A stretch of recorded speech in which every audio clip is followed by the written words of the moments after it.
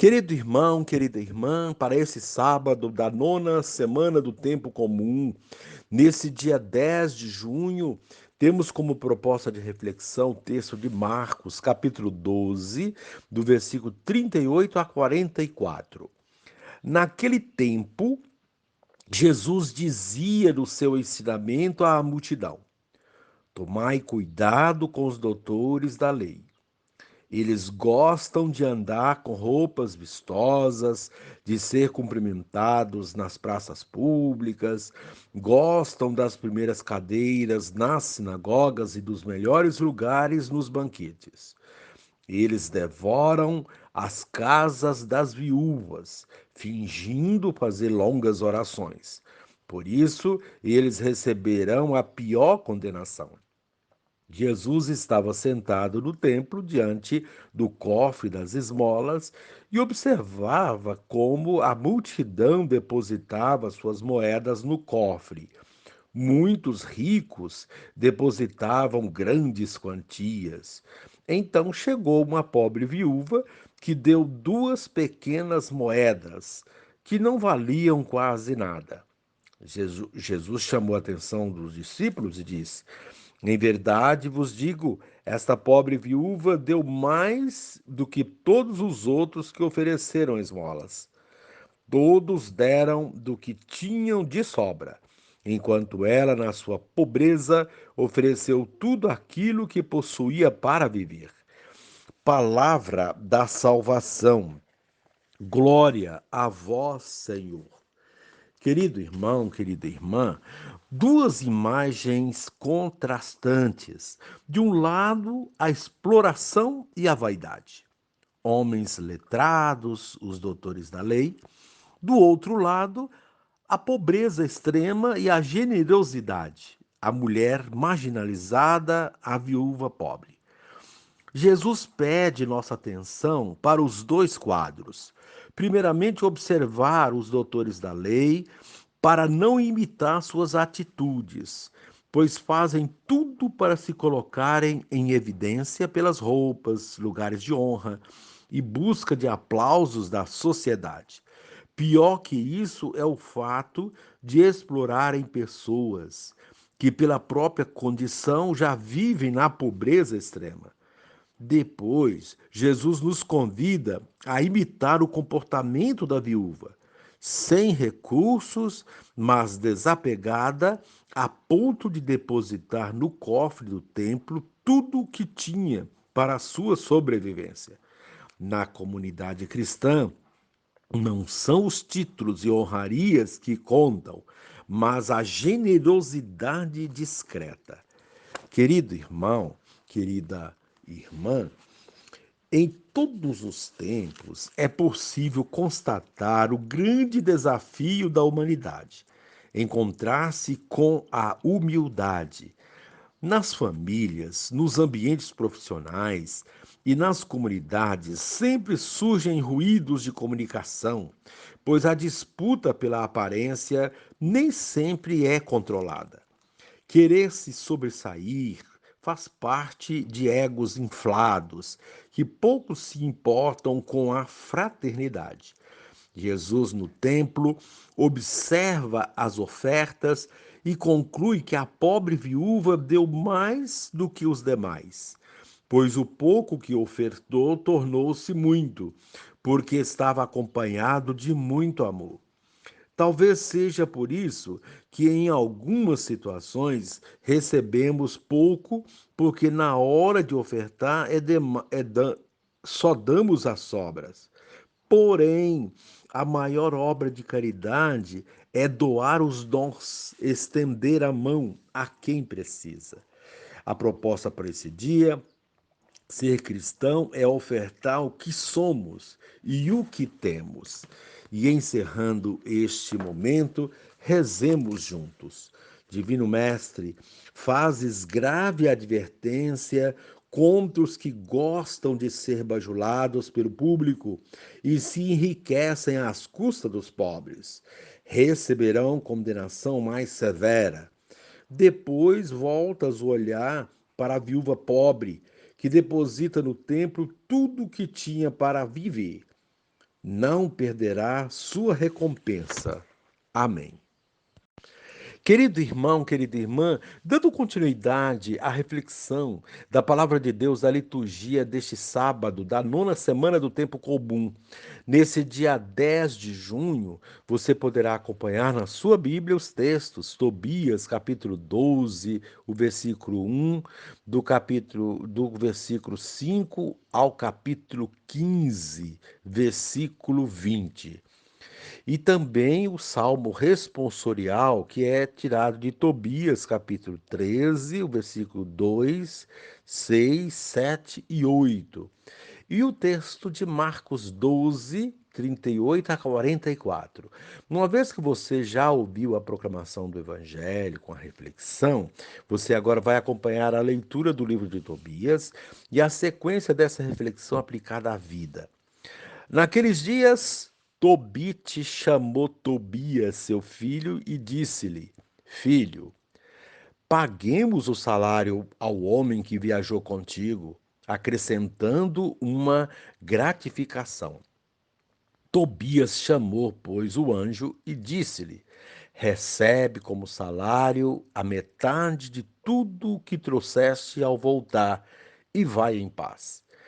Então Rafael chamou os dois à parte e disse-lhes: Bendizei a Deus e dai-lhe graças diante de todos os viventes pelos benefícios que vos concedeu. Bendizei e cantai o seu nome. Manifestai a todos os homens as obras de Deus, como é justo, e não hesiteis em expressar-lhe o vosso reconhecimento. Se é bom guardar o segredo do rei, é justo revelar e publicar as obras de Deus. Fazei o bem, e o mal não vos atingirá. É valiosa a oração com o jejum e a esmola com a justiça. Melhor é pouco com justiça do que muito com iniquidade. Melhor é dar esmolas do que acumular tesouros. A esmola livra da morte e purifica de todo pecado. Os que dão esmola serão saciados de vida. Aqueles, porém, que cometem o pecado e a injustiça são inimigos de si mesmos. E agora vos manifestarei toda a verdade, sem vos ocultar coisa alguma. Já vos declarei e disse: é bom guardar o segredo do rei, mas as obras de Deus devem ser reveladas com a glória devida. Pois bem, quando tu e Sara fazieis oração, eu apresentava o memorial da vossa prece diante da glória do Senhor. E fazia o mesmo quando tu, Tobite, enterravas os mortos. Quando não hesitaste em levantar-te da mesa, deixando a refeição e saindo para sepultar o morto, fui enviado a ti para te pôr à prova. Mas Deus enviou-me também para te curar a ti e a Sara, tua nora. Eu sou Rafael, um dos 7 anjos que permanecem diante da glória do Senhor e tem acesso à sua presença. Agora, bendizei o Senhor sobre a terra e graças a Deus. Eis que subo para junto de quem me enviou. Escrevi tudo o que vos aconteceu. E o anjo desapareceu. Palavra do Senhor. Graças a Deus. Querido irmão, querida irmã, neste dia, a liturgia traz o tema da esmola e da caridade como algo fundamental para uma vida sintonizada com Deus.